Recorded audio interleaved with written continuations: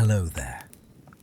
Tonight, we're stepping into territory that's both deeply personal and universally understood. A space where trust meets vulnerability, where promises face temptation, and where the architecture of our personalities quietly shapes the choices we make in love. Take a slow breath. Let yourself settle. We're going to explore something delicate tonight. Something that touches almost every committed relationship at some point, whether in reality or in fear.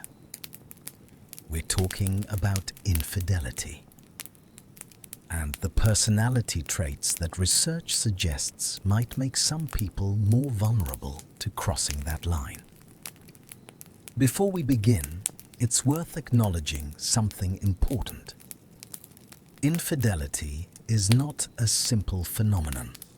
It's not a matter of good people versus bad people, faithful souls versus unfaithful ones. Rather, it's a complex intersection of who we are, how we relate to others, what we need, and the circumstances we find ourselves in. Tonight, we're not here to judge. We're here to understand, to illuminate the psychological landscape that researchers have been mapping for decades, to see how the threads of our personality weave into the fabric of our choice, especially when those choices involve matters of the heart. Infidelity has been part of the human experience for as long as humans have formed pair bonds. Anthropological evidence shows that every known culture has had to contend with the reality of sexual and emotional betrayal within partnerships. The reactions vary, the consequences differ, but the phenomenon itself is universal. Estimates of infidelity prevalence vary widely, depending on how it's defined and measured. Research conducted over the past 2 decades consistently suggests that approximately 15 to 25% of married individuals report having engaged in sexual infidelity at some point in their marriage. However, when broader definitions are used that include emotional affairs and various forms of intimate betrayal, these numbers can be higher. It's important to note that these numbers are likely underestimates, given the secretive nature of the behavior and the reluctance many people have to admit to it, even in anonymous surveys. Some studies using indirect measurement techniques have found rates that may be higher when participants feel truly anonymous. What exactly do we mean when we talk about infidelity? The definition has evolved and expanded over time. Traditionally, infidelity meant physical sexual contact with someone outside of a committed relationship, what researchers call sexual infidelity. But our understanding has broadened to include emotional infidelity, which involves forming a deep emotional connection with someone else, sharing intimacies and vulnerabilities that should be reserved for one's partner, even without physical contact. There's also what some researchers call online infidelity or cyber infidelity, which takes place in digital spaces through sexting, intimate messaging, or developing relationships on social media or dating apps. And then there are the grey areas, the ambiguous behaviors that some consider betrayals while others might not. Prolonged flirting, maintaining connections with former partners, or engaging in behaviors that feel like violations of the relationship's implicit or explicit agreements. The pain of infidelity is not just about the act itself. It's about the breach of trust, the shattering of assumptions about who your partner is and what your relationship means. It's about the secrecy, the lies, the rewriting of shared history. For many people who have experienced a partner's infidelity, the emotional aftermath can resemble symptoms of post-traumatic stress. They may experience intrusive thoughts, hypervigilance, difficulty sleeping, anxiety, and a profound sense of loss. The relationship as they knew it has died, even if the partnership itself continues. So why do people cheat? This is the question that has driven decades of psychological research. And while there's no single answer, one consistent finding has emerged. Personality matters. Who we are as individuals, the traits we carry, the patterns of thinking and feeling and behaving that define us. These all play a significant role in whether we're likely to remain faithful or to stray. Some personality characteristics seem to protect against infidelity, creating internal barriers that help people maintain their commitments even when tempted. Other traits appear to increase vulnerability, making it harder to resist opportunities or easier to rationalize crossing boundaries. Tonight, we're going to walk through the landscape of personality and infidelity research. We'll explore the big personality traits that psychologists study: conscientiousness, agreeableness, neuroticism, extroversion, and openness to experience. We'll delve into what researchers call the dark triad, 3 particularly problematic personality configurations involving narcissism, manipulation, and callousness. We'll look at attachment styles formed in childhood that echo through adult romantic relationships. We'll consider the role of impulsivity, the power of self-control, and how our orientation toward casual sex influences fidelity. And throughout, we'll remember that humans are complex beings, that personality is just one piece of a much larger puzzle, and that understanding does not mean excusing. Let's begin. The foundation, the big 5 personality traits. In psychology, personality is often understood through what's called the 5-factor model, or the Big 5. This model emerged from decades of research and represents a consensus among personality psychologists about the fundamental dimensions of human character. The 5 traits are openness to experience, conscientiousness, extroversion, agreeableness, and neuroticism, sometimes remembered by the acronym OCEAN, Ocean. Each of these traits exists on a spectrum. No one is purely one way or another. We all have varying degrees of each characteristic, and these degrees shape how we interact with the world and with the people we love. Let's start with conscientiousness, because it emerges again and again in the research as one of the most powerful predictors of fidelity. Conscientiousness refers to how organized, responsible, and disciplined a person is. Highly conscientious people tend to think before they act, consider consequences, honor their commitments, and regulate their behavior according to their values and goals. They're planners, rule followers, people who take their responsibilities seriously. In the context of romantic relationships, conscientiousness acts as a protective factor against infidelity. Multiple studies have demonstrated this connection. In research published in the early 2000s, investigators found that individuals who scored high on conscientiousness were significantly less likely to report having cheated on their partners. This held true across different types of relationships: dating couples, cohabitating partners, and married individuals.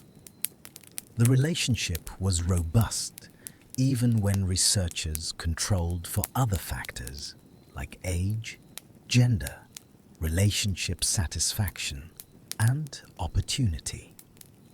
Why might this be?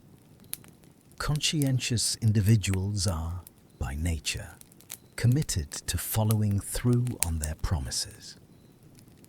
When they enter into a monogamous relationship, they view that commitment as a serious obligation, one not to be taken lightly. They're also more likely to engage in what researchers call pro-relationship behaviors, actions that maintain and strengthen the partnership, like communicating openly, being responsive to their partner's needs, and actively working to resolve conflicts rather than seeking escape or distraction elsewhere. There's also a facet-level explanation. Conscientiousness isn't just one thing. It's made up of sub-facets including dutifulness, self-discipline, deliberation, and competence.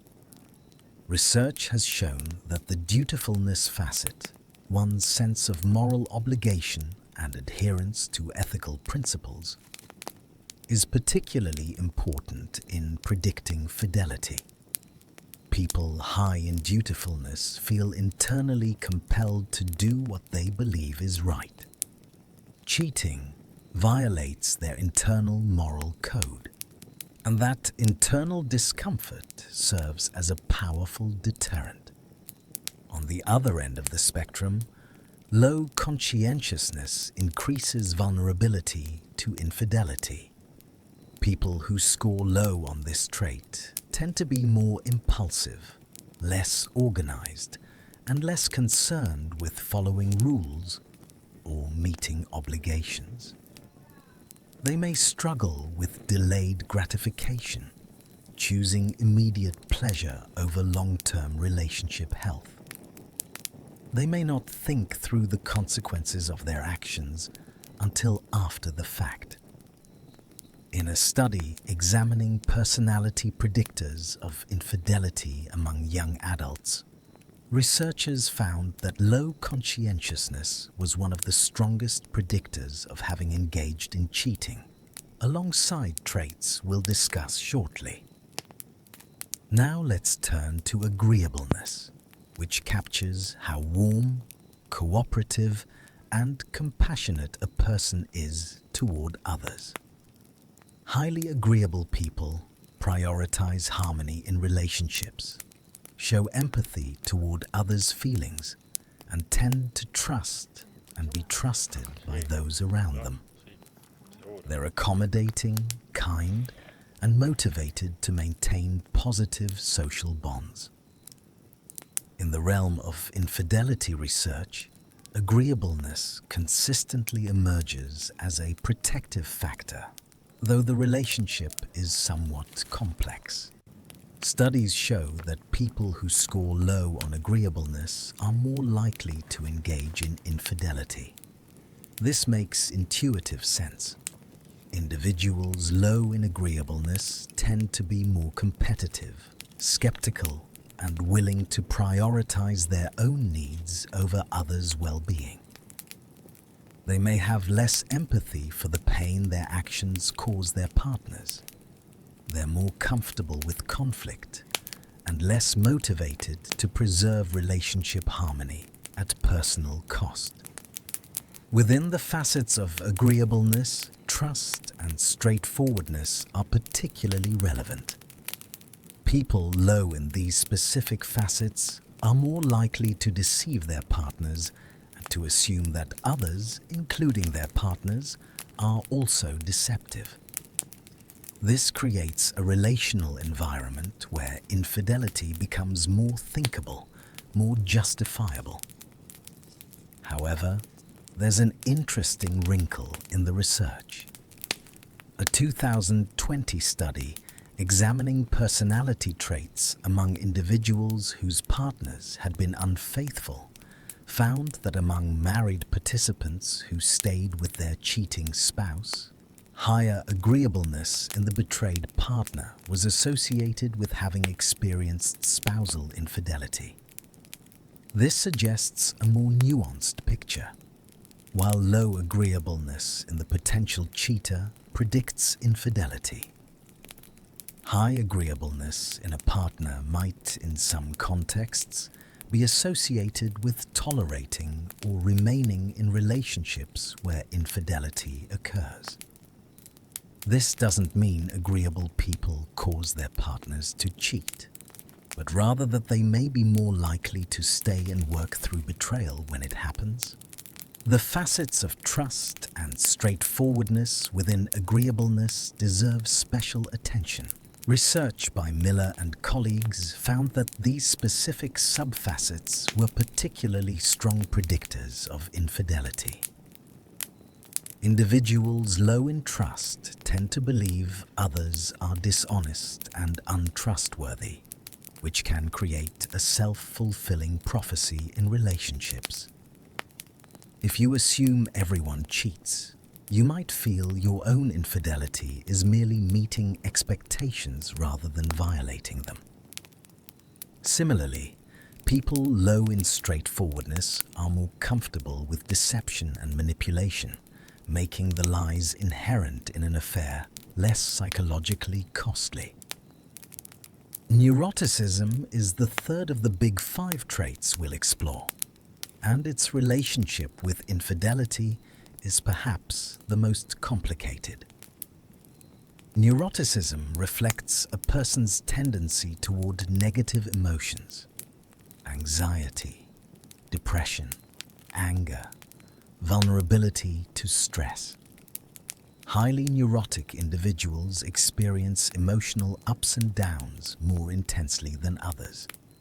They worry more, feel more insecure, and struggle more with emotional regulation. The relationship between neuroticism and infidelity is not straightforward, with research showing mixed findings. Some studies have found that neuroticism predicts infidelity. The reasoning here involves emotional dysregulation and relationship dynamics. People high in neuroticism may experience more frequent relationship dissatisfaction, as their emotional volatility can create conflict and distance. They may seek external validation to soothe their insecurities or act impulsively during emotional crises. However, other research has found no significant relationship between neuroticism and infidelity, or has found the relationship depends on specific facets of neuroticism and specific contexts. The key appears to lie in the subfacets of neuroticism. Research suggests that the impulsiveness facet of neuroticism, the tendency to act rashly when experiencing negative emotions, is particularly relevant to infidelity risk. People who score high on neurotic impulsivity may cheat not out of calculated decision-making, but as a poorly regulated response to distress.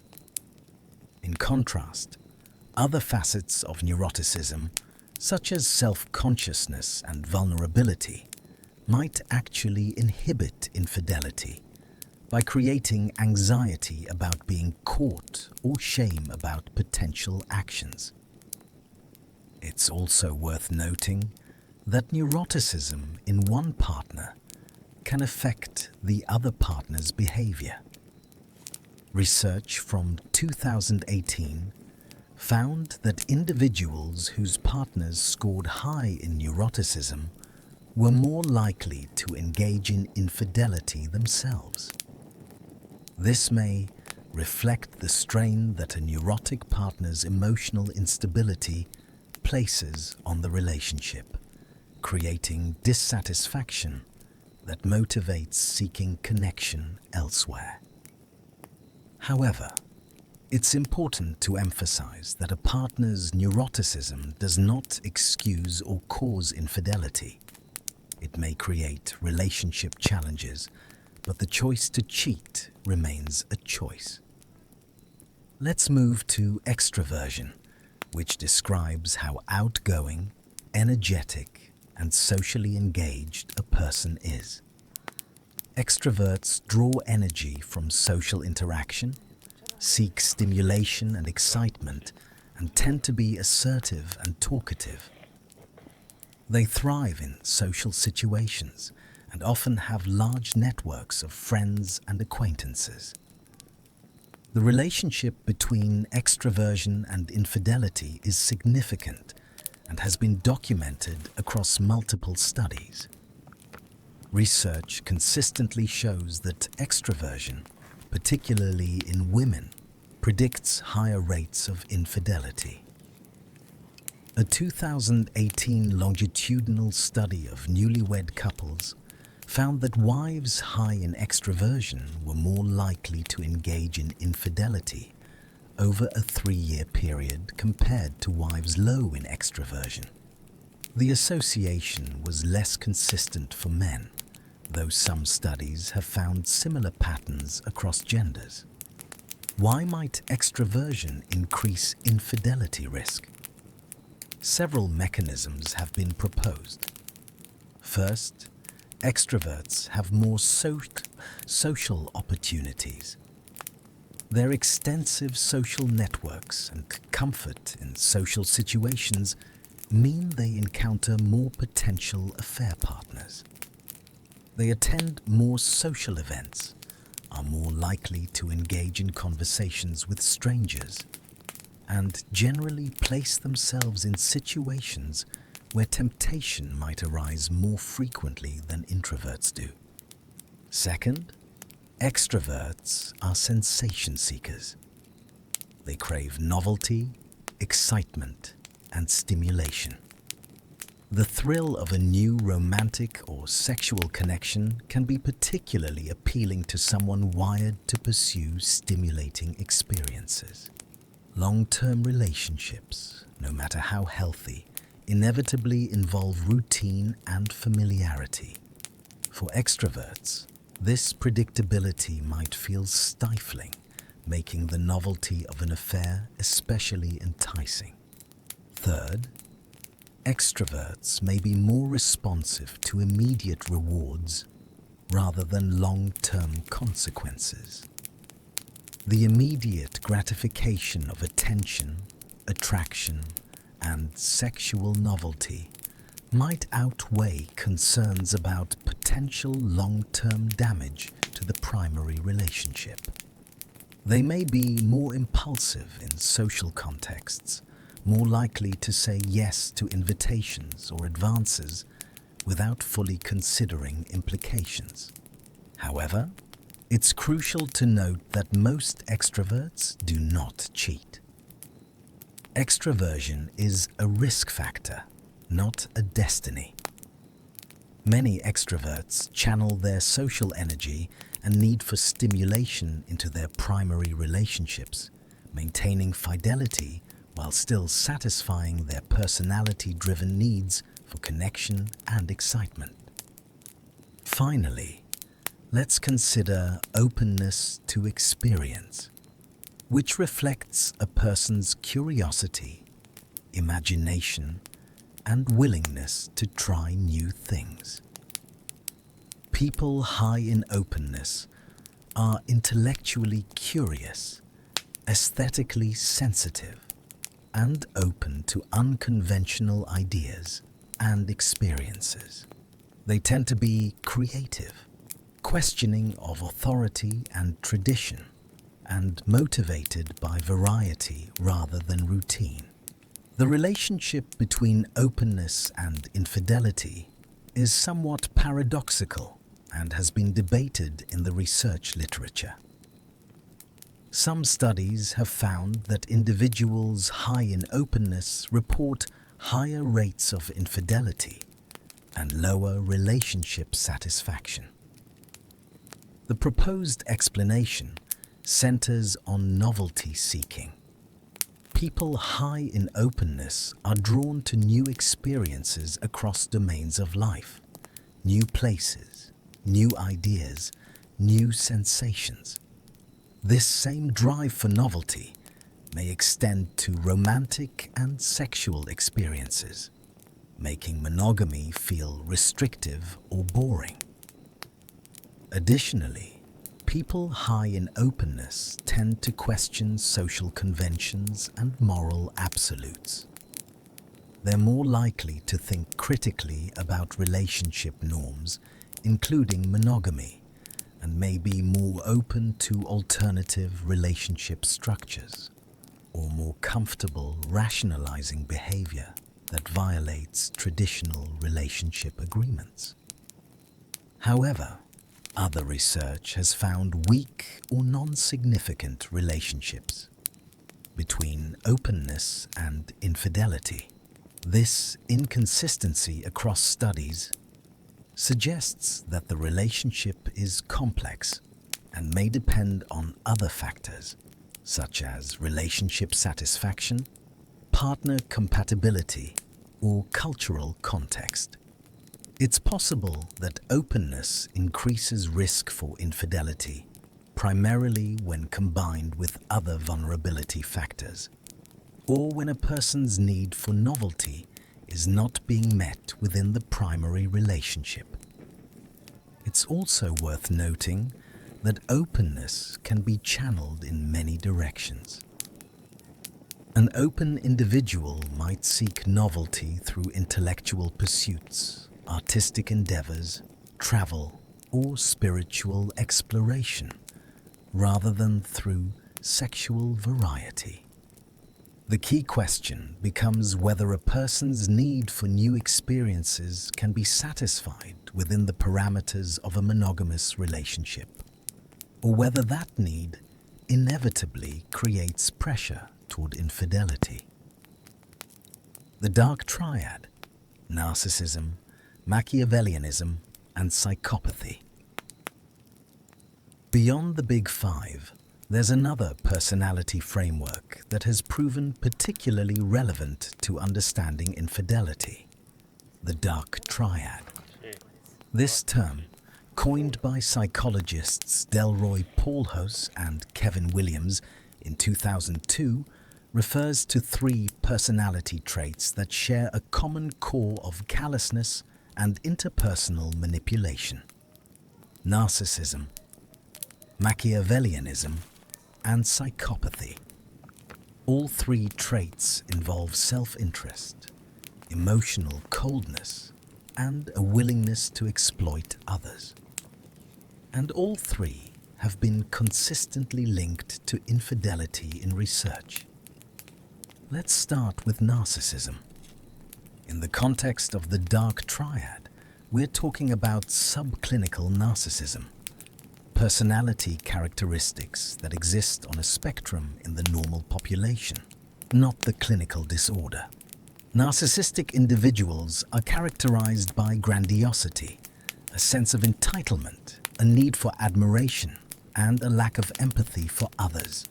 They have inflated self-perceptions, believe they deserve special treatment, and are preoccupied with fantasies of success, power, and attractiveness. The link between narcissism and infidelity is robust across multiple studies. Narcissists are more likely to report having cheated on their partners, more likely to express intentions to cheat in the future, and more positive in their attitudes toward infidelity. Several factors contribute to this pattern. First, narcissists have an excessive need for ego gratification. Their self-esteem, paradoxically, is often fragile beneath the grandiose exterior, requiring constant external validation. Sexual conquests provide a form of validation, affirming their desirability and superiority. Each new romantic or sexual partner serves as evidence of their exceptional attractiveness and worth. In this way, affairs function as narcissistic supply, external confirmation of the inflated self-image they need to maintain. Second, narcissists lack empathy. They have difficulty appreciating others' perspectives and feeling genuine concern for others' pain. This empathy deficit means they don't fully grasp or care about the emotional devastation their infidelity causes their partners. When contemplating whether to pursue an affair, they're less constrained by guilt or concern for their partner's well-being.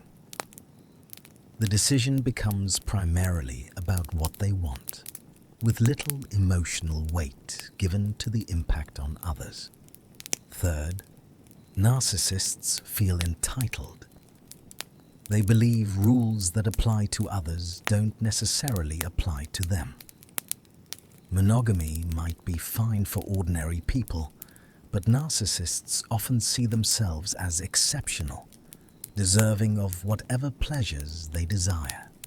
This sense of entitlement can make infidelity feel justified, not as a violation, but as something they've earned or deserve. Fourth, narcissists struggle with true intimacy. While they often appear charming and confident in early stages of relationships, maintaining deep emotional connection over time is difficult for them. They may seek new relationships, not just for ego gratification, but because they're unable to sustain the vulnerability and reciprocity that long-term commitment requires. Affairs provide a way to avoid the demands of intimate partnership while still experiencing the excitement and validation of romantic attention. Research has also examined specific types of narcissism. Grandiose narcissism, characterized by overt self-aggrandizement and confidence, is more strongly linked to infidelity than vulnerable narcissism, which involves hypersensitivity to criticism and hidden insecurity. However, both forms show some association with unfaithful behavior. Now let's turn to Machiavellianism, named after the Renaissance political philosopher Niccolo Machiavelli, who famously advocated for manipulative and pragmatic approaches to power. Machiavellian individuals are cynical, calculating, and willing to manipulate others to achieve their goals. They view interpersonal relationships through a strategic lens, asking not what is right, but what benefits me.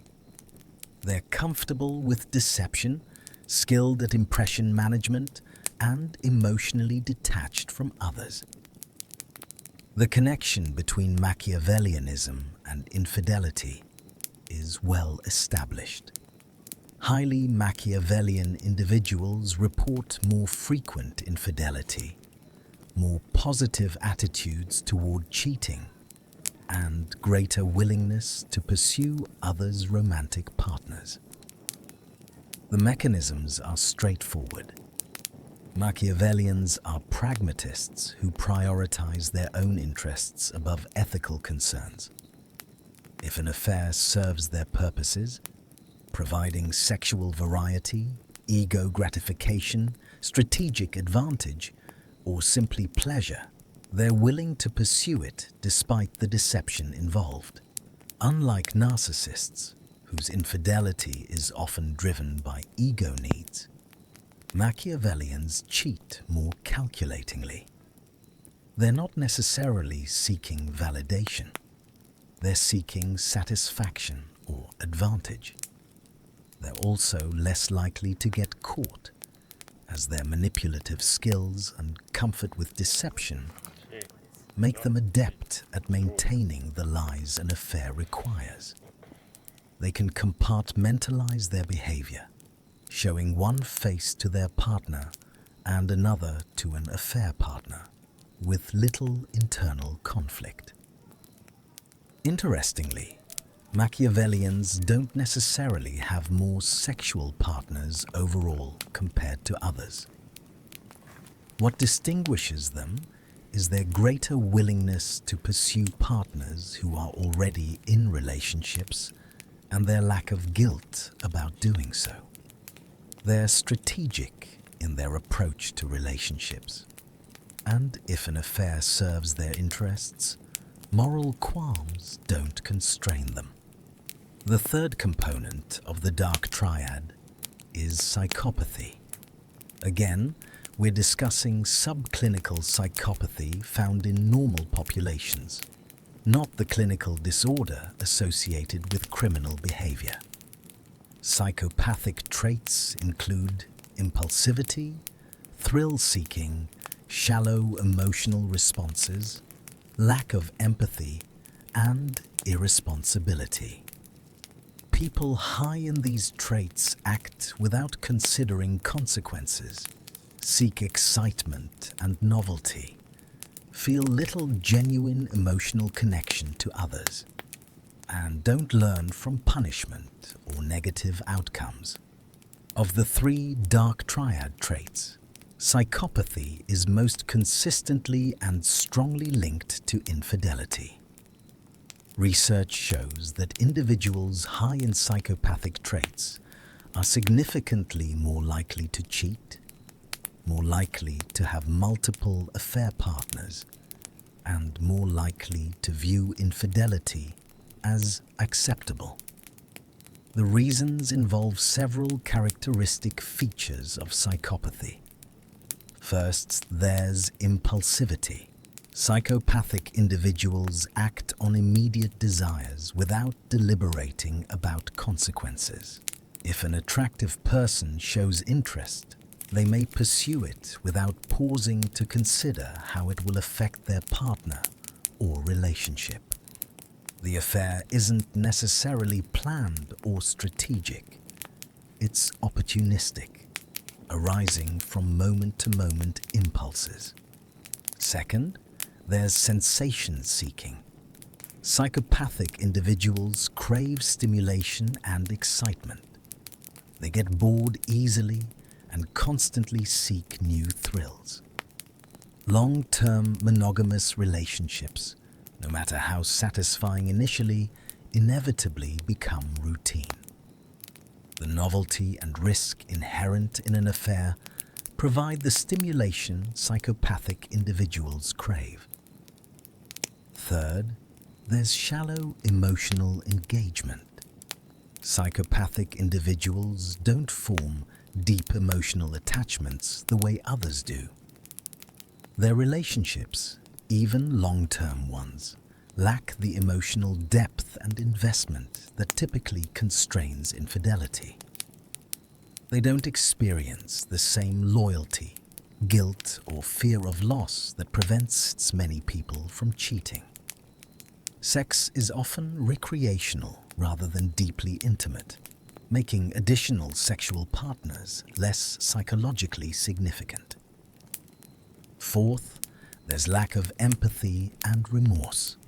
Psychopathic individuals don't emotionally register their partner's pain. They may intellectually understand that infidelity would hurt their partner, but they don't feel that understanding in a way that constrains behavior. And if caught, they may feel annoyed at the inconvenience, but experience little genuine remorse for the pain caused. It's important to note that while all three dark triad traits are associated with infidelity, they're distinct constructs with somewhat different motivations. Narcissists cheat for ego gratification and validation. Machiavellians cheat strategically when it serves their interests. Psychopaths cheat impulsively when opportunities arise. The common thread is a willingness to prioritize personal gratification over relationship commitments and partner well-being. Research has also examined whether having a partner high in dark triad traits increases one's own risk of cheating. The findings are mixed, but there's some evidence that being in a relationship with a narcissistic, Machiavellian, or psychopathic partner can increase relationship dissatisfaction and, potentially, one's own likelihood of infidelity. However, this doesn't mean that having such a partner causes or excuses cheating.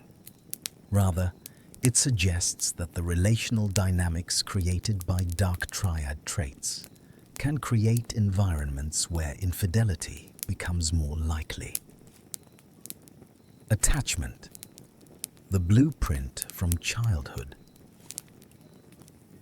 While personality traits describe relatively stable patterns of thinking, feeling, and behaving, another psychological framework offers insight into infidelity. Attachment theory.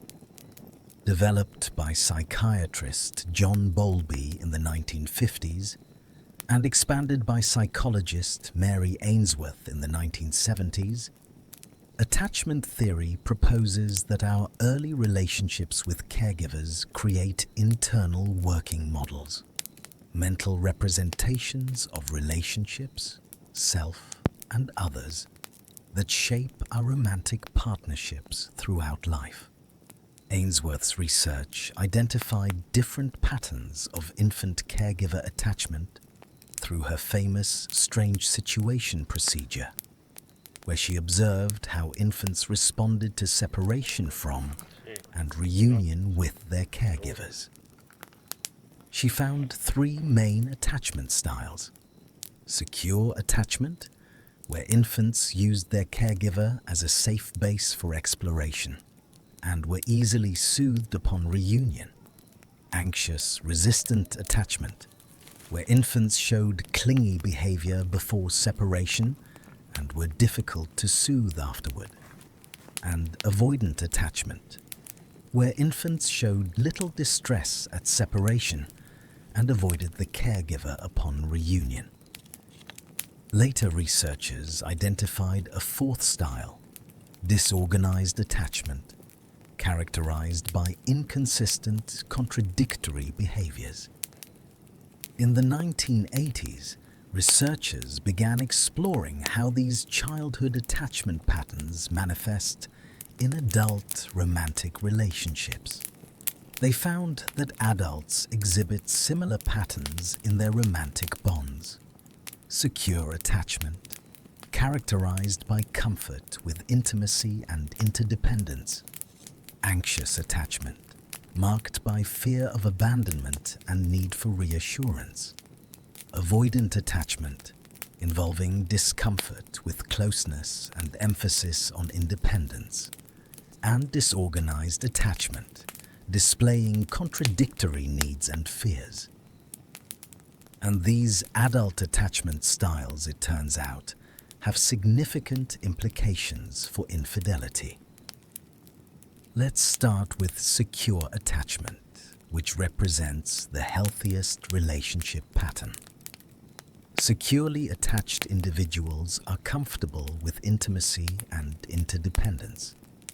They trust their partners, communicate openly about needs and concerns, and manage relationship conflicts constructively.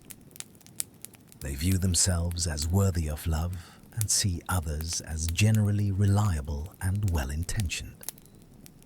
In terms of infidelity risk, secure attachment is protective. Research consistently shows that securely attached individuals are less likely to engage in infidelity. Several factors contribute to this protection. First, securely attached people derive deep satisfaction from their primary relationships. They experience genuine intimacy and connection with their partners, reducing motivation to seek these experiences elsewhere.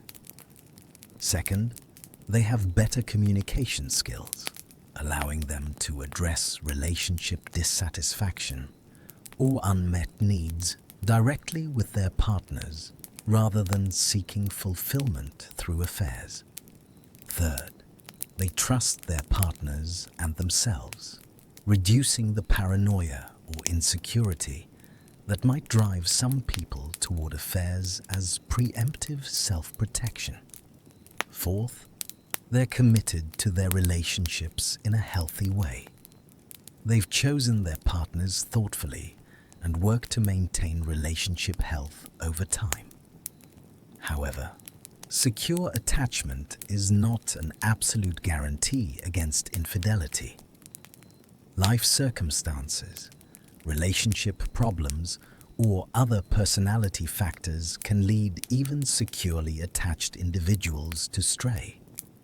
But as a general pattern, secure attachment represents the lowest risk category for unfaithful behavior. Now let's consider anxious attachment, sometimes called preoccupied or anxious ambivalent attachment. Individuals with this attachment style crave intimacy and closeness, but constantly worry that their partners don't truly love them or will abandon them. They're highly attuned to any signs of distance or rejection, prone to jealousy, and often seek constant reassurance.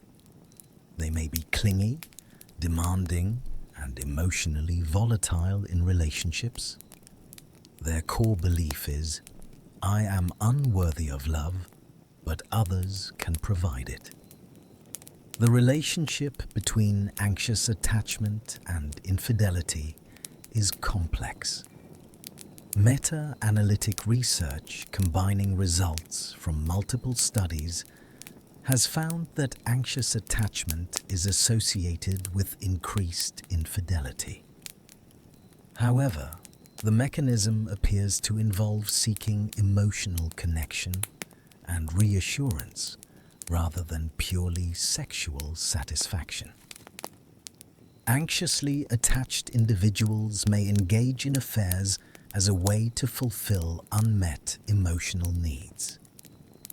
If they feel their primary partner is insufficiently attentive or loving, they may seek validation elsewhere.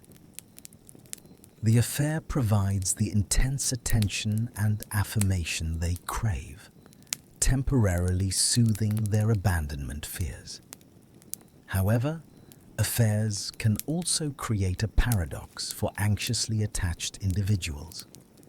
While they seek the security of commitment, their behavior undermines it. They may cheat and then feel tremendous guilt and fear about losing their primary partner, creating exactly the abandonment scenario they fear most. There's also evidence that anxious attachment can lead to infidelity as a protest behavior. When feeling neglected or unappreciated, anxiously attached individuals might pursue affairs to elicit jealousy or to demonstrate that others find them desirable. It's a maladaptive attempt to make the partner pay attention, to prove their worth, or to regain power in a relationship where they feel powerless. It's worth noting that not all anxiously attached individuals cheat, and some research has found weaker associations between anxious attachment and infidelity compared to avoidant attachment. The key appears to be how the individual manages their attachment anxiety. Those who communicate their needs directly and work with partners to create security are at lower risk than those who cope through external validation seeking. Avoidant attachment represents a different pattern. Avoidantly attached individuals are uncomfortable with intimacy and emotional closeness. They value independence and self-reliance, often to an excessive degree. They prefer to keep partners at emotional distance, disclose little about their inner lives, and become anxious when partners want more closeness. Their core belief is, "I am okay alone. Depending on others is dangerous." They may appear emotionally distant, shut down during conflict, and struggle to provide emotional support to partners. Research shows a strong association between avoidant attachment and infidelity. Multiple studies, including a comprehensive meta-analysis, have found that avoidantly attached individuals are significantly more likely to engage in affairs. The mechanisms involve several characteristic features of avoidant attachment. First, avoidantly attached individuals struggle with true intimacy. While they enter relationships and may even marry, they maintain emotional walls. They don't achieve the deep emotional connection that typically fosters strong relationship commitment. This lack of deep connection reduces the psychological cost of infidelity.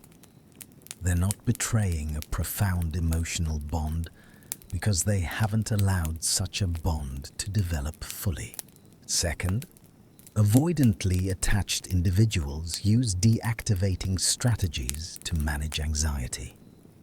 When feeling too close to a partner, or when a partner demands more intimacy, they unconsciously create distance.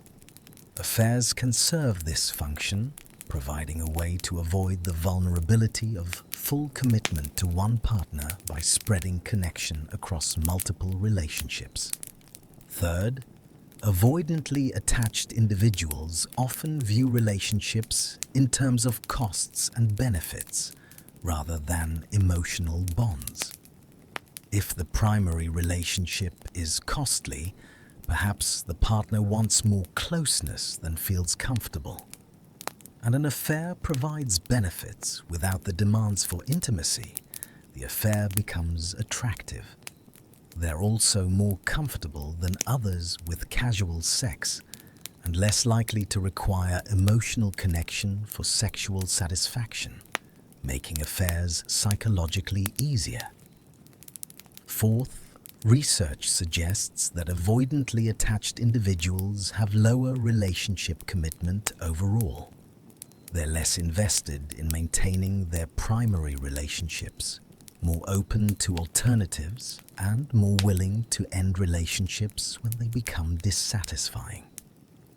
This pattern of low commitment naturally increases infidelity risk. Interestingly, avoidantly attached individuals appear more likely to engage in sexual infidelity specifically, rather than emotional affairs. They seek physical satisfaction without the emotional intimacy that would threaten their independence. In contrast, anxiously attached individuals may be more prone to emotional affairs, seeking the connection they feel is missing in their primary relationships. Finally, let's consider disorganized or fearful avoidant attachment. This attachment style, identified later than the other three, combines elements of both anxious and avoidant attachment. Individuals with this style simultaneously crave and fear intimacy. They want close relationships, but believe they don't deserve them and that others will hurt them. They exhibit contradictory behaviors, seeking closeness, then pushing partners away, desiring reassurance while not trusting it when provided. This style often develops from traumatic or abusive childhood experiences, where the caregiver was both a source of comfort and fear. Research on disorganized attachment and infidelity is more limited, but available evidence suggests these individuals are also at elevated risk for unfaithful behavior. The mechanisms likely involve both the validation seeking of anxious attachment and the intimacy avoidance of avoidant attachment. They may pursue affairs to meet emotional needs while simultaneously avoiding the vulnerability of full commitment to their primary partner. The internal conflict and emotional instability characteristic of this attachment style can also contribute to impulsive decision-making and poor relationship management. It's crucial to understand that attachment styles, while formed in childhood, are not immutable. They can change over the lifespan, particularly through experiences in adult relationships. A person with anxious or avoidant attachment can develop more secure patterns through consistent experiences with a responsive, reliable partner. Therapy, particularly attachment-focused therapies, can also help individuals develop more secure relationship patterns. Understanding one's attachment style provides insight, not an excuse. It illuminates vulnerabilities and challenges, creating opportunities for growth and change.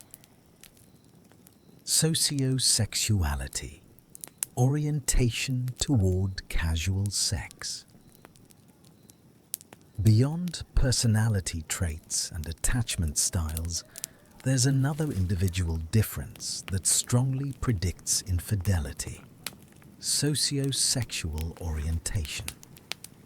This concept, first introduced by sex researcher Alfred Kinsey in his groundbreaking studies of human sexuality in the 1940s and 1950s, refers to individual differences in willingness to engage in sexual activity without commitment or emotional investment. In 1991, psychologists Jeffrey Simpson and Stephen Gangestad developed a scale to measure sociosexuality, and their work sparked decades of research on this dimension. Sociosexuality exists on a continuum from restricted to unrestricted. People with a restricted sociosexual orientation require emotional closeness, commitment, and time before feeling comfortable engaging in sexual activity. They prefer sex within the context of committed relationships and feel uncomfortable with casual sex. They fantasize less about people other than their partner and have moral reservations about uncommitted sexual activity. In contrast, people with an unrestricted sociosexual orientation are comfortable with casual sex. They don't require emotional investment or commitment to engage in sexual activity. They're open to one-night stands, have more sexual fantasies about people other than their partners, and anticipate having more sexual partners over their lifetimes. They don't view uncommitted sex as morally problematic and don't require extensive time getting to know someone before becoming sexual with them. The relationship between sociosexuality and infidelity is strong and consistent across studies. People with unrestricted sociosexual orientations are significantly more likely to engage in infidelity. This makes intuitive sense. If someone is generally comfortable with sex outside the context of emotional commitment, the barrier to extramarital sex is lower. The moral and emotional constraints that prevent restricted individuals from cheating are simply weaker for unrestricted individuals. Research has shown that unrestricted sociosexuality is associated with having more sexual partners across one's lifetime, engaging in more one-night stands, and being more willing to pursue people who are already in relationships. When researchers control for sociosexuality in studies of infidelity, many other predictors become less significant, suggesting that orientation toward casual sex is a fundamental driver of unfaithful behavior. It's important to note that sociosexuality is not the same as promiscuity or sexual deviance. It's a normal dimension of personality variation, shaped by both biological factors and life experiences. Some people simply require less emotional connection for sexual satisfaction, and in contexts where they're single or in consensually non-monogamous relationships, an unrestricted orientation causes no problems. The issue arises when someone with an unrestricted orientation enters a monogamous commitment.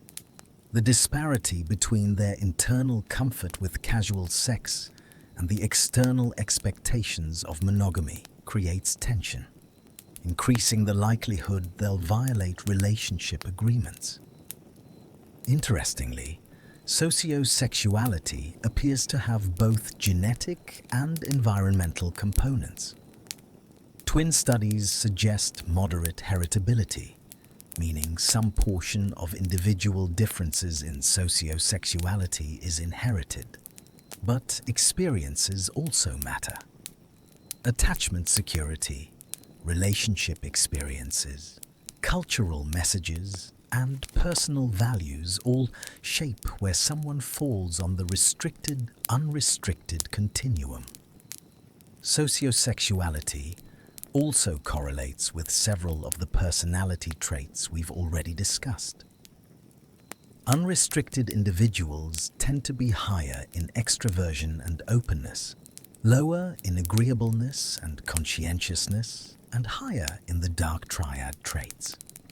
These correlations suggest that sociosexuality may be one manifestation of a broader cluster of personality characteristics related to sensation-seeking, low agreeableness, and low conscientiousness.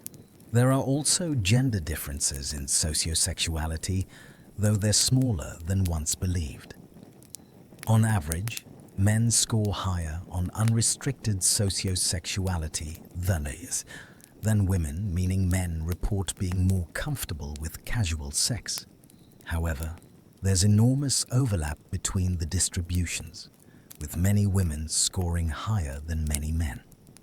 These gender differences appear to reflect both biological factors related to reproductive differences and cultural factors related to sexual double standards and gendered expectations. In terms of infidelity prediction, sociosexuality appears to partially mediate gender differences in cheating rates. In other words, men cheat more than women, partly because men, on average, have more unrestricted sociosexual orientations. When researchers statistically control for sociosexuality, gender differences in infidelity shrink, though they don't disappear entirely. One practical implication of sociosexuality research is the importance of compatibility. Relationships where partners differ greatly in sociosexual orientation, one highly restricted, one highly unrestricted, face particular challenges. The restricted partner may feel their needs for emotional intimacy before sex aren't understood or respected. The unrestricted partner may feel sexually constrained or judged. These mismatches can create dissatisfaction that contributes to infidelity risk, particularly for the unrestricted partner. Impulsivity and self-control. As we've touched on in discussions of personality traits and attachment, impulsivity plays a significant role in infidelity. But it's worth examining this characteristic more directly, as it emerges across multiple frameworks as a key vulnerability factor.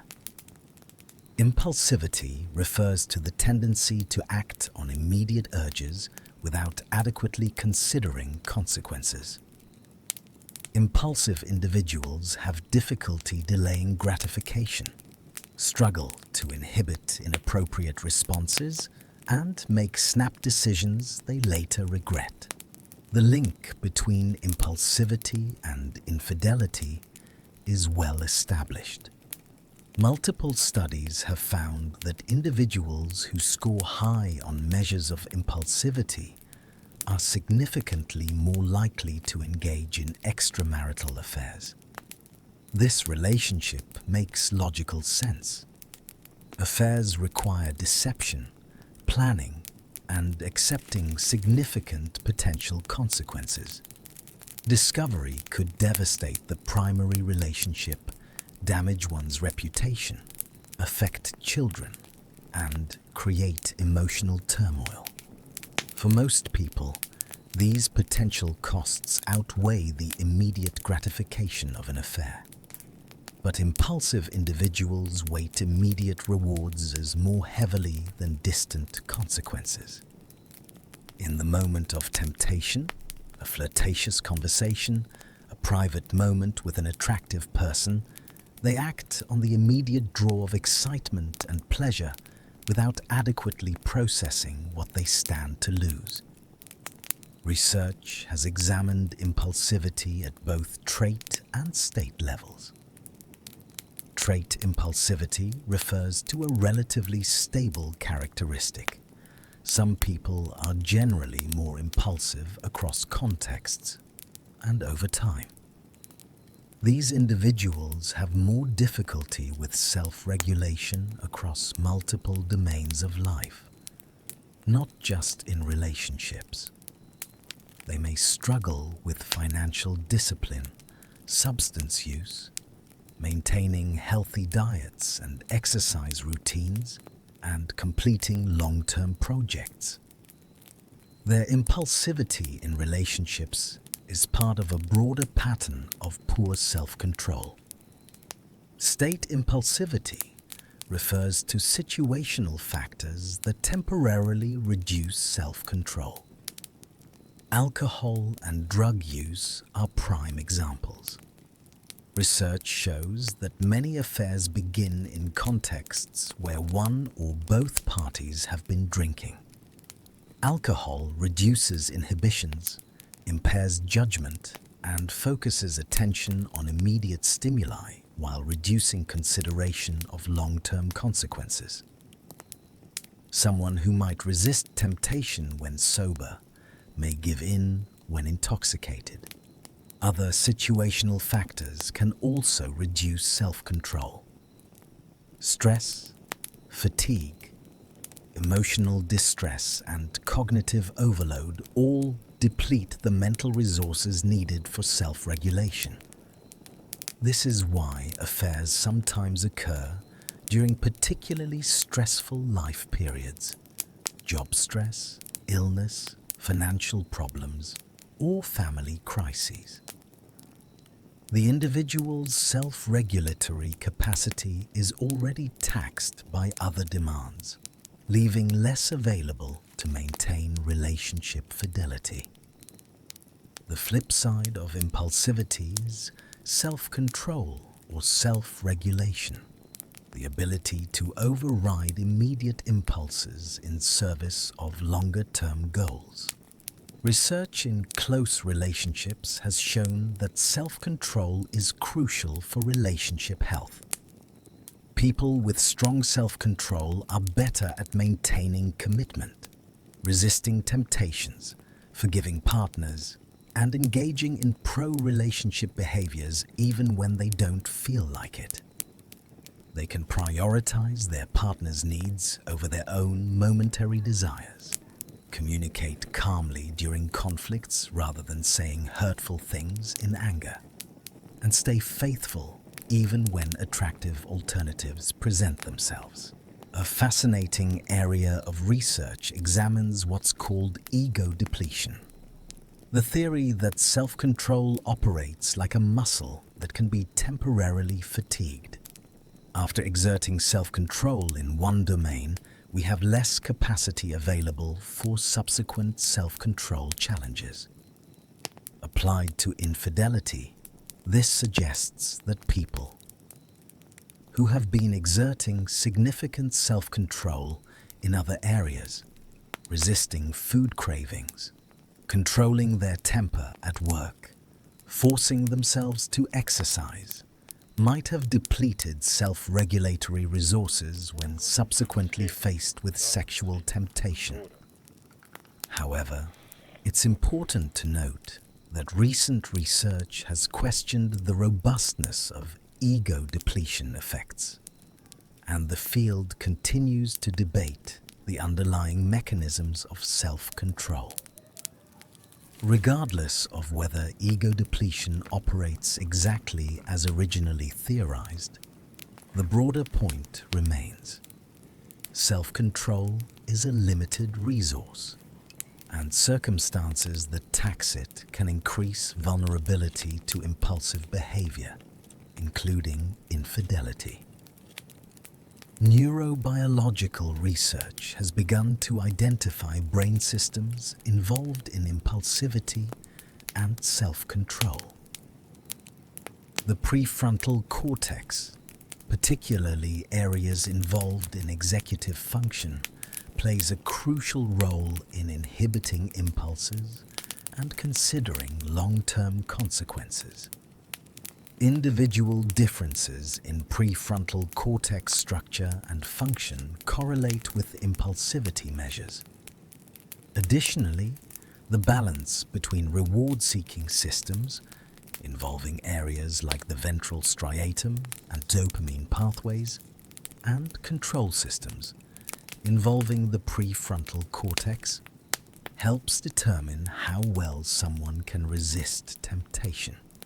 Interestingly, some research suggests that oxytocin and vasopressin, hormones involved in social bonding, may influence fidelity through their effects on reward systems and emotional attachment. Individuals with fewer receptors for these hormones or lower baseline levels may experience weaker pair bonding and may find it easier to engage in casual sex or affairs. This biological variation contributes to individual differences in the pull of monogamy versus the pull of sexual variety.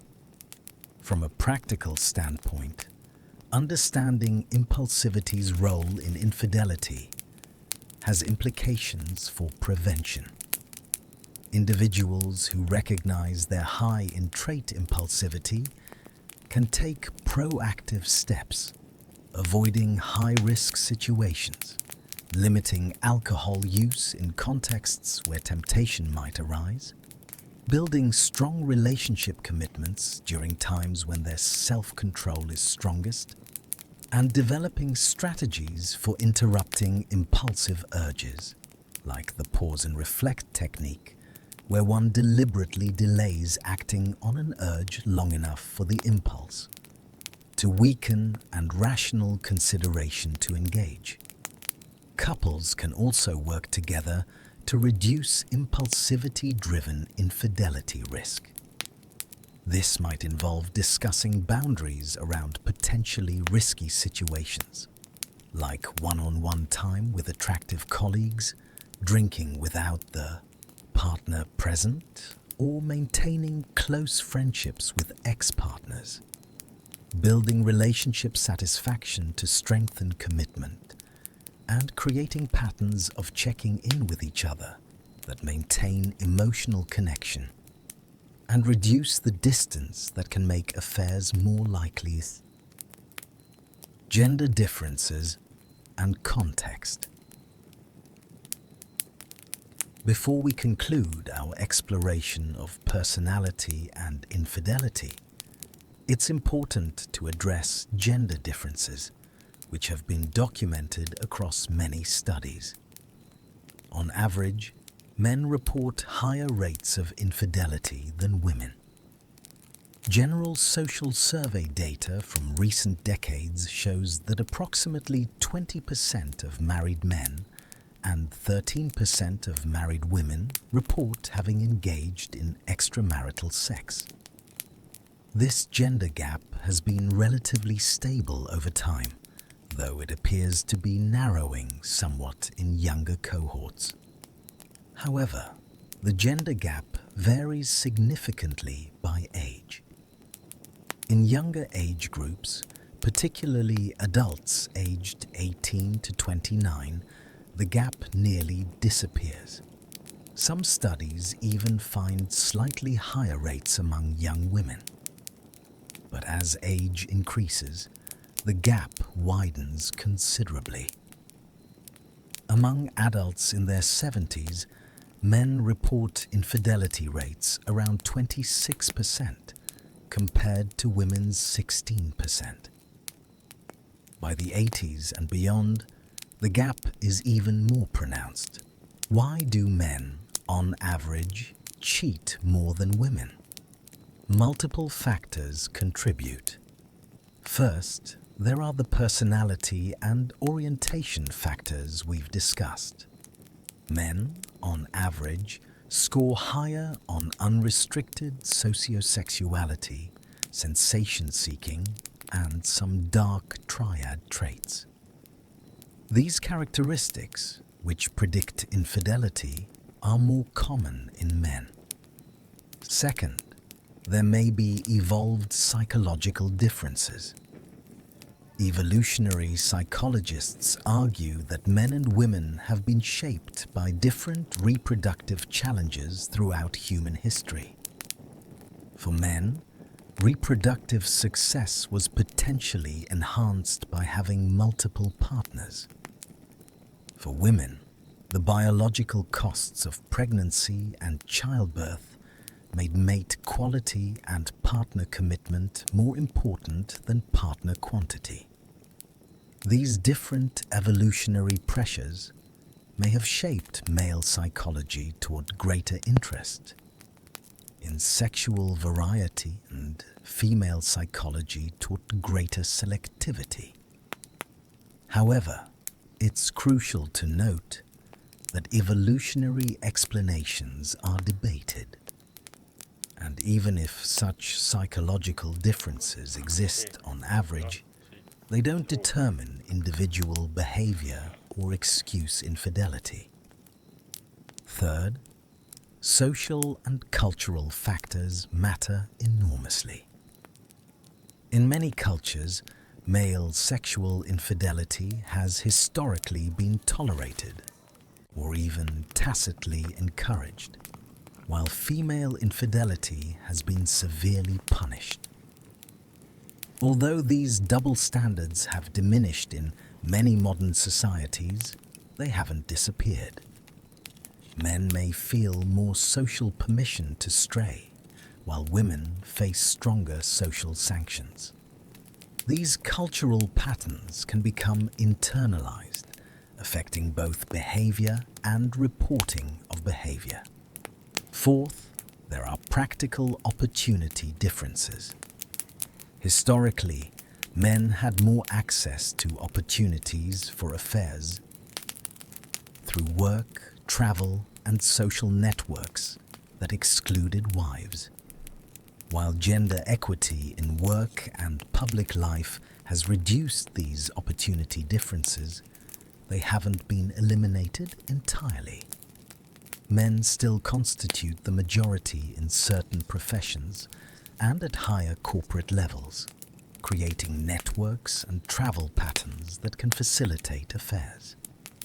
However, it's crucial to avoid overgeneralizing gender differences. The overlap between men and women is far greater than the differences. Most men don't cheat, and a substantial minority of women do.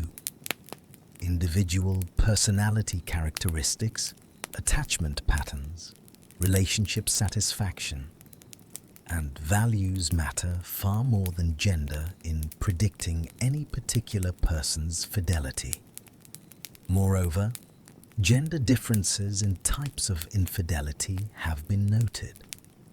Research suggests that men are more likely to engage in purely sexual affairs, while women are somewhat more likely to engage in emotional affairs or affairs that combine sexual and emotional components.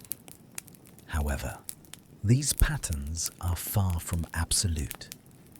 Many men have deeply emotional affairs, and many women engage in purely physical encounters. The narrowing gender gap in younger cohorts may reflect several social changes: increased gender equality, changing cultural attitudes toward female sexuality, more similar social and work opportunities for women and men, and perhaps less willingness among younger men to admit to infidelity in surveys. As society continues to evolve, it's possible that gender differences in infidelity rates will continue to shrink, or that they'll persist, but reflect different underlying mechanisms than in previous generations. Beyond gender, other contextual factors influence infidelity rates and risk. Age, as we've mentioned, matters significantly. Infidelity tends to increase during middle age for both genders, perhaps reflecting a combination of increased opportunity, established social networks, work relationships, motivation, midlife dissatisfaction or crisis, and declining relationship satisfaction in long-term marriages. Relationship satisfaction is one of the strongest predictors of infidelity, independent of personality. People in deeply satisfying relationships are less likely to cheat regardless of their personality profile. Conversely, those in unsatisfying relationships face elevated risk. This doesn't mean that all affairs occur in troubled relationships. Some people cheat despite being satisfied, but dissatisfaction is a significant vulnerability factor. Cultural and religious context also matters. Societies and religious traditions that strongly condemn infidelity show lower reported rates, though it's unclear whether actual rates are lower or simply reporting is suppressed. Religious participation specifically has been linked to lower infidelity rates, likely through multiple mechanisms: moral values that condemn adultery, social networks that support fidelity, and communities that strengthen relationships through shared activities and values. Life stress and transitions can increase infidelity risk. Major life changes, job transitions, relocating, health crises, having children, can strain relationships and create vulnerability.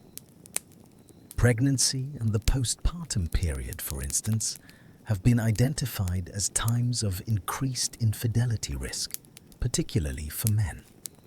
The stress, reduced sexual frequency, and shift in relationship dynamics can create conditions where affairs become more likely. Opportunity matters significantly. Research shows that affairs are most likely with people one encounters regularly: co-workers, friends, neighbors. The workplace is the most common context for affairs, which makes sense given the amount of time people spend at work. The close collaboration and emotional intimacy that can develop in work relationships, and the similarity in education, interests, and values that often exists among co-workers. Technology has created new opportunities and contexts for infidelity. Online affairs, emotional connections through social media and dating apps used by people in relationships have expanded the ways infidelity can occur.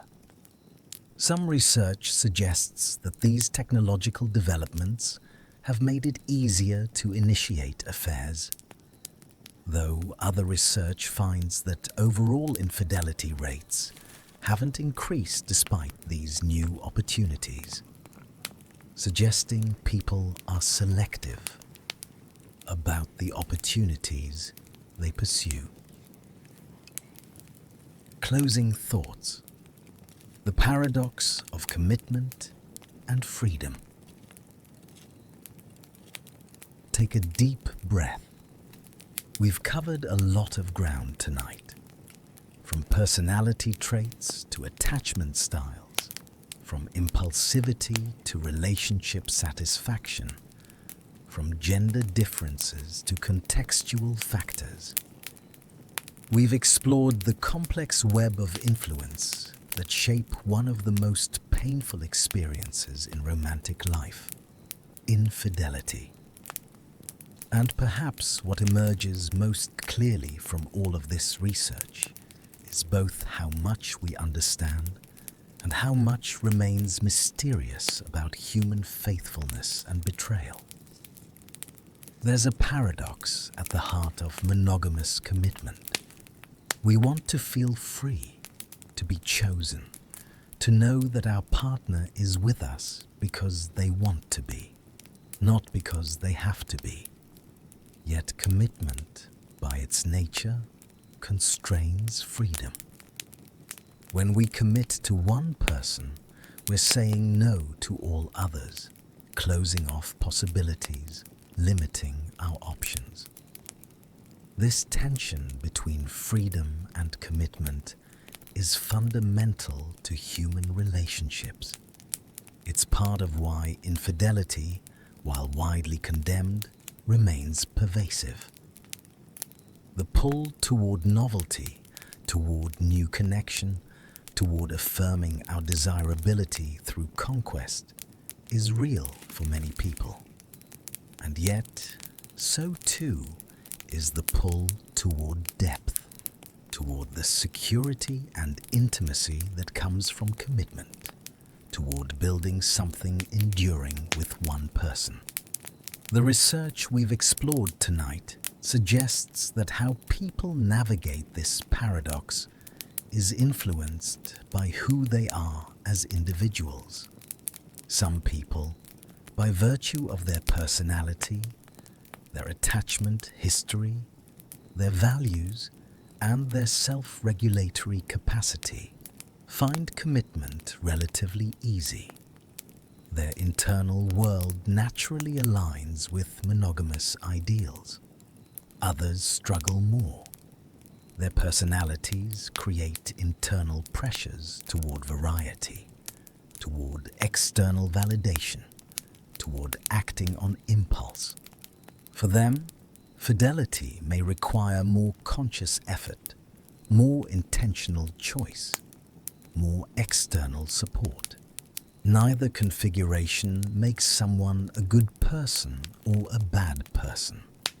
These are simply variations in how we're wired, how we've developed through our life experiences. What matters is what we do with our particular configuration. Do we cultivate self-awareness? Do we make choices aligned with our stated values and commitments? Do we build relationships that bring out our best selves? Do we take responsibility when we fall short? Infidelity is rarely simple. It's not usually about good people and bad people, faithful souls and cheaters. It's about complex human beings navigating competing desires, managing vulnerabilities, making choices in contexts of opportunity and constraint. It's about the gap between who we want to be and who we sometimes are in moments of weakness or confusion or pain.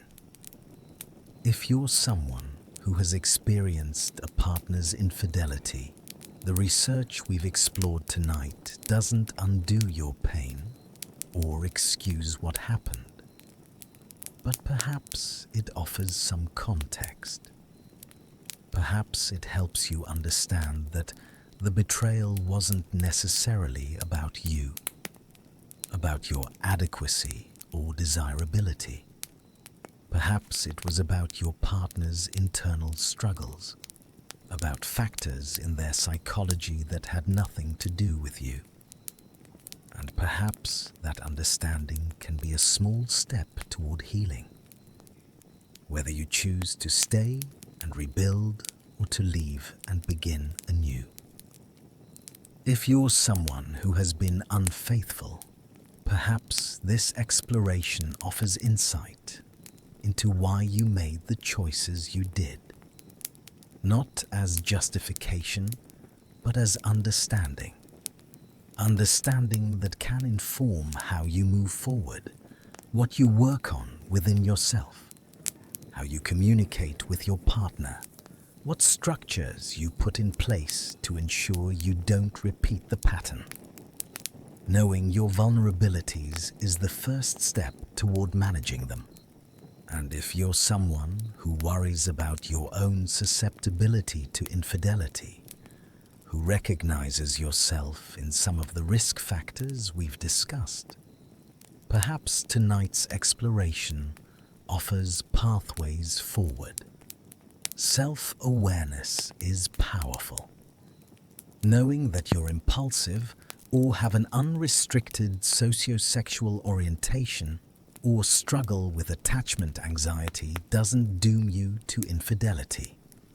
It simply means you know where you need to be more conscious, more intentional. It means you can talk with your partner about your vulnerabilities, can work together to build a relationship strong enough to withstand them. Relationships, at their best, call us to grow beyond our default patterns. They ask us to be more considerate, more thoughtful, more committed than we might naturally be. They ask us to choose the long term over the immediate, the relational over the individual, fidelity over freedom. This isn't always easy. For some people, given their particular psychological makeup, it's quite difficult. But difficult doesn't mean impossible. Growth is possible. Change is possible. Fidelity, even for those who struggle with it, is possible. The research we've explored tonight represents decades of work by psychologists trying to understand human relationships.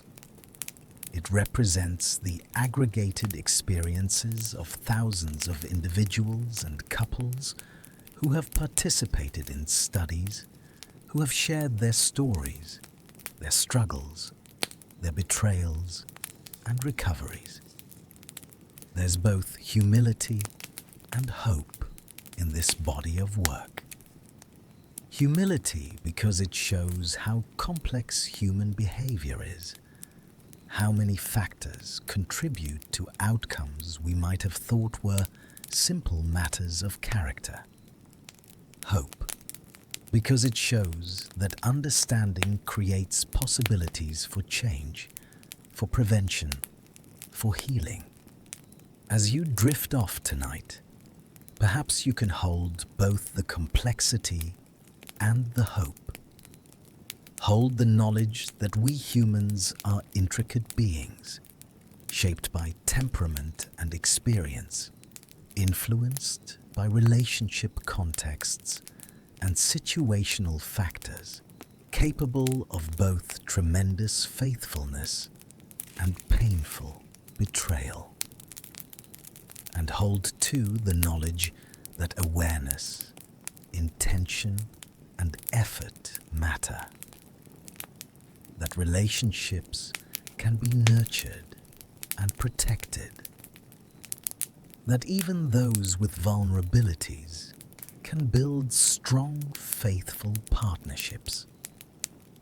That infidelity, while never okay, is also not a permanent stain, but a crisis that some couples navigate and emerge from stronger.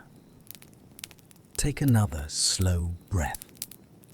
Let your mind settle. You've learned a lot tonight about the psychology of infidelity, about personality and attachment, and all the myriad factors that influence our capacity for faithfulness. But more than facts and findings, perhaps what you're taking with you is a deeper appreciation for human complexity, for how difficult and beautiful committed relationships can be, for the ongoing work of choosing one person again and again in a world full of choices. And with that, if you found tonight's exploration valuable, if it offered insight or understanding, consider leaving a like. Subscribe if you'd like to continue these gentle explorations of psychological concepts and human experience. And know that whatever your own relationship story has been, whatever your vulnerabilities or virtues, you're not alone in the complexity of navigating love and commitment. Thank you for being here tonight. Sleep well.